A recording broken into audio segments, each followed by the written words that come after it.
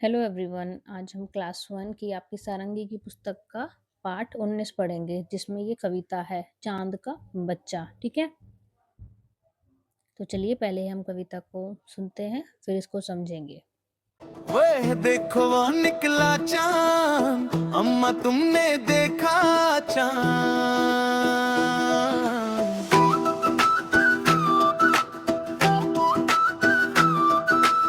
ये भी क्या बच्चा है अम्मा, छोटा सा मुन्ना सा चांद।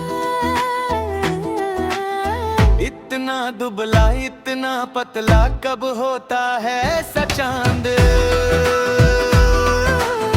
अम्मा उस दिन जो निकला था वो था गोल बड़ा सा चांद।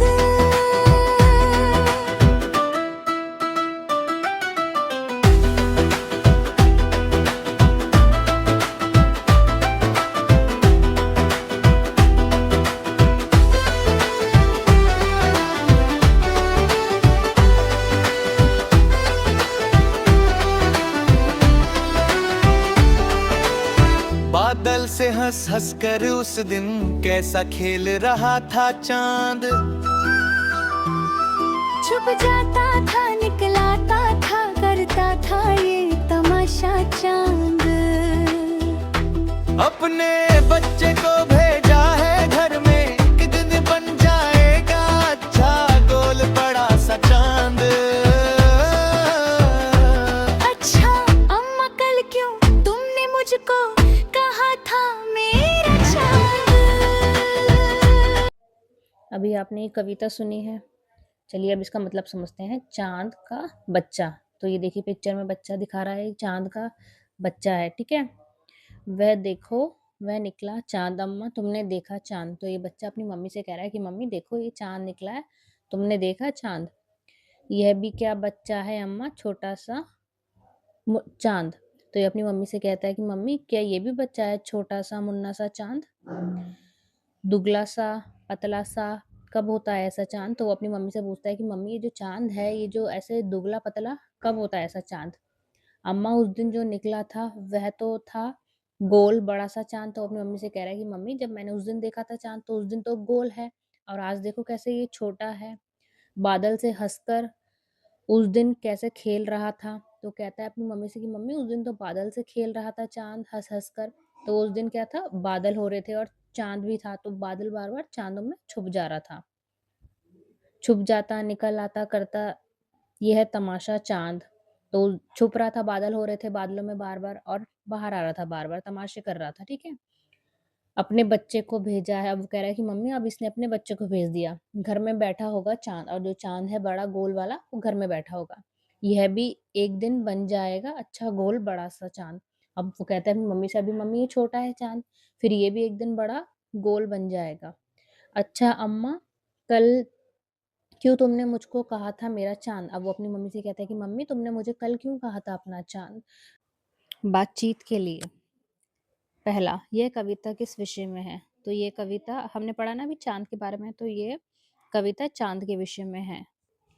कविता का नाम चांद का बच्चा क्यों रखा गया, तो हमें बताना है कि कविता में जो चांद का बच्चा है वो नाम क्यों रखा गया है।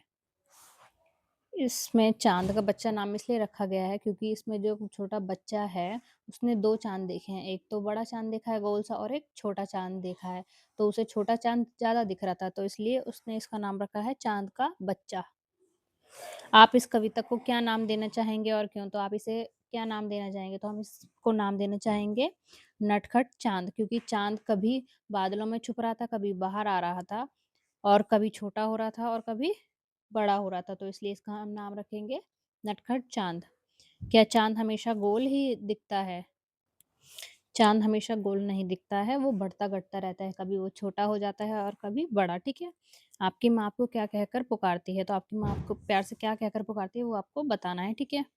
वस्तुएँ कैसी हैं, गोल, चौकोर, त्रिकोणी, रेखा खींच के मिलाइए। तो देखिए नीचे हमें ये देखिए चित्र दे रखे हैं, कुछ वस्तुएँ दे रखी हैं देखिए।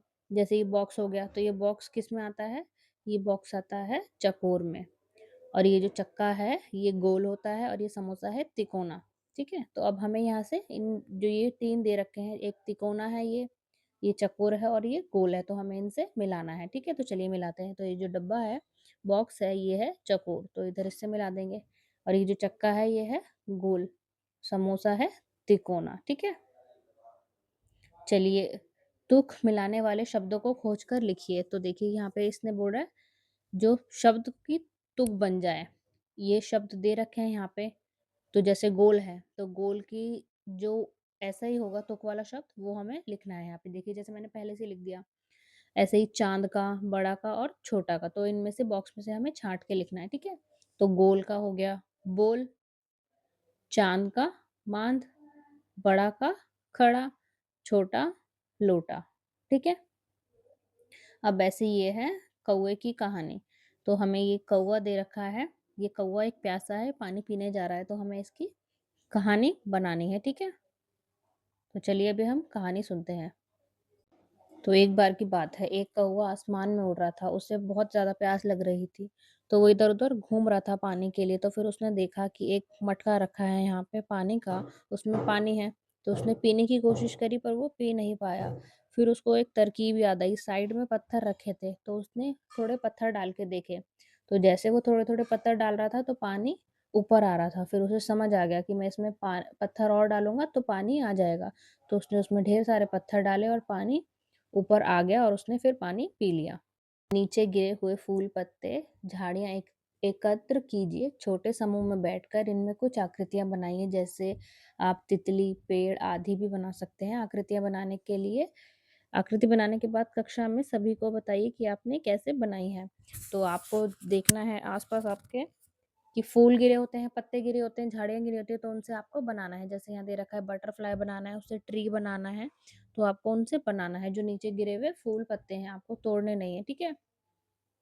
तो देखिए ऐसे बनाना है आपको। ये देखिए जैसे ये गणेश जी बना रखे हैं, ऐसे पत्तों से जो गिरे हुए होंगे उनसे बना लेना।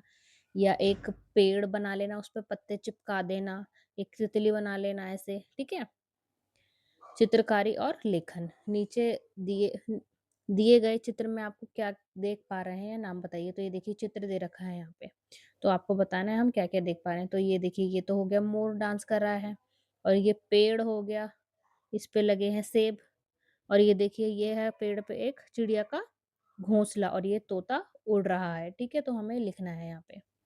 तो देखिए मैंने लिख रखा है यहाँ पे, ये देखिए, ये है मोर और घोंसला है ऊपर।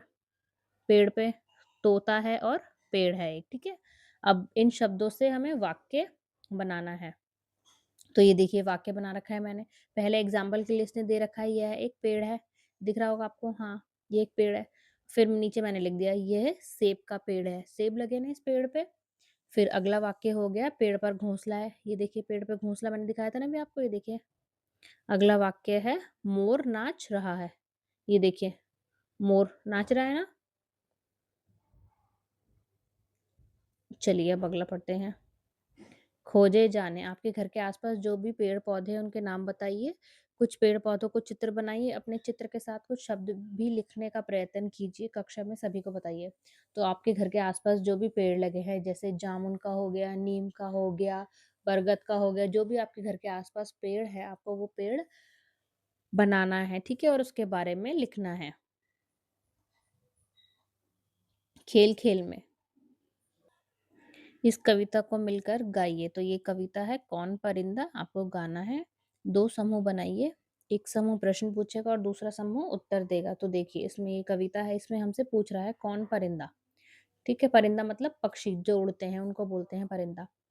तो ये इसमें पूछ रहा है कौन परिंदा बोले चूँ-चूँ और यहाँ हमें दे रखी है चित्र दे रखे हैं, तो हमें इनसे मिलाना है, ठीक है? और बताना है।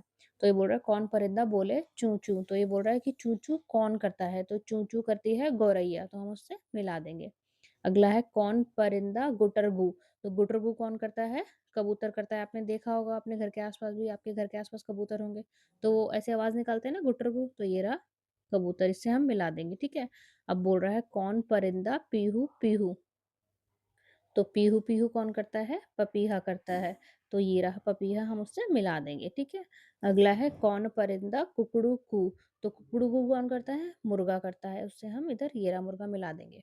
कौन परिंदा बोले काऊ-काऊ, तो काऊ-काऊ कौन करता है बच्चों? काऊ-काऊ को कौवा करता है ना, तो हम इधर कौवे से मिला देंगे। तो ये रहा कौवा, इधर मिला दिया। कौन परिंदा बोले कुहू कुहू, कुहू कुहू कौन बोलता है? कोयल बोलती है, तो ये रही कोयल, हम इधर कोयल से मिला देंगे। अगला है कौन परिंदा बोले टें टें, तो टें टें कौन बोलता है? तोता। नकल उतारे हूबहू, और तोता नकल भी उतारता है, जैसे हम बोलते हैं वैसे ही बोलता है, तो इधर हम तोते से मिला देंगे, ठीक है।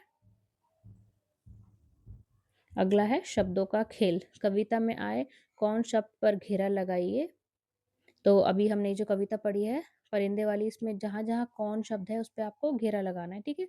जैसे ये रहा एक, और एक इधर ये रहा कौन, सबके स्टार्टिंग में कौन है, तो हम कौन पे अंडरलाइन कर देते हैं ऐसे, ठीक है। चलिए आगे देखते हैं क्या कह रहा है।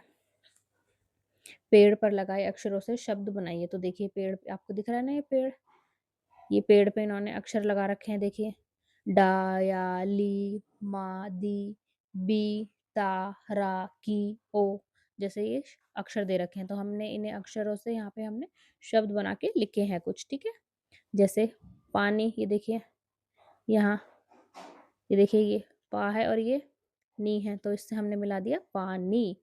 अगला रानी, ये देखिए ये रा है और ये रहा नी, तो हमने इससे बना दिया रानी। अगला हमने बनाया है रमा, देखिए र और मा, रमा। फिर हमने बनाया है माला, तो ये देखिए ये रहा मा और ये रहा ला, माला। अगला हमने बनाया है ताला, तो ये देखिए ये रहा ता और ला भी हमने लगाया है गोला। फिर हमने बनाया है नीला, ये रहा नी, ये रहा नी और ये रहा ला, हमने बना दिया नीला, ठीक है। पढ़िए और लिखिए, कविता को आगे बढ़ाइए। हमने 3 चीज़ें देखी, तो आपको ये कविता है तो आपको बताना है हमने 3 चीज़ें क्या देखी, ठीक है। हमने बाग में देखी मकड़ी, तो ये बोल रहा है हमने देखी बाग में मकड़ी, वो खा रही थी ककड़ी, ककड़ी पता ही आप सब खाते होंगे। उसके पास पड़ी थी लकड़ी, तो उसके पास क्या पड़ी थी? लकड़ी। ये हमने अभी पढ़ा ना, हमने बाग में देखी मकड़ी, वह खा रही थी ककड़ी, उसके पास पड़ी थी लकड़ी। तो ये देखिए ना, शब्दों का ऐसे शब्दों का चयन किया है जो जिन शब्दों की आवाज एक सी है, जैसे मकड़ी, ककड़ी, लकड़ी, तो सबकी जो आवाज आ रही है, ध्वनि आ रही है जिन शब्दों की सेम सेम आ रही है, तो हमें आगे भी ऐसे ही शब्द लिखने हैं, ठीक है। तो आगे है हमने बाग में देखा भालू, तो अब ये भालू, अब हम ऐसे ही शब्द लाएंगे जिनके आवाज ऐसी ही होगी, ध्वनि भालू से मिलती जुलती, ठीक है। वो खा रहा था, अब भालू का जैसा क्या हो गया? आलू, ये देखिए हमने लिख दिया यहाँ पे आलू। नाम था उसका कालू, तो ये तीनों के पास सेम है ना, भालू आलू कालू। फिर अगला है हमने बाग में देखा बंदर, वह तो खा रहा था चुकंदर, चुकंदर पता है ना, आप खाते होंगे, लाल लाल सा होता है, उसका नाम था सिकंदर। हमने देखा बंदर, वो खा रहा था चुकंदर और उसका नाम था सिकंदर। शब्दों में आए अक्षरों के अनुसार उन्हें ठ, ध, ण, श के घर में छांटकर लिखिए। तो देखिए यहाँ पे शब्द दे रखे हैं, ठाठ, धोती, ढक्कन, धनुष, साठ, ढोलक, धान, बैठ, ढीला, उषा, ठेला, षटकोण, धागा। तो ये शब्दों के घर बना रखे हैं, जैसे ये ठ का हो गया, ये ध का हो गया, ये ण का हो गया और ये श का हो गया। तो जिन शब्दों में ये शब्द आ रहे हैं उन्हें हमें छाट के लिखना है। देखिए जैसे मैंने लिख रखा है यहाँ पे, ठ से ठाठ, ठेला, साठ और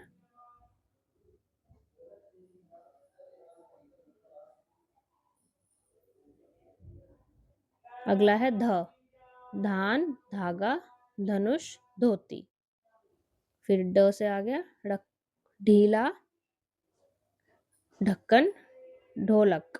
फिर श से आ गया षटकोण, उषा, और यहाँ हम धनुष भी लिख सकते हैं क्योंकि उसमें भी तो श है, ठीक है।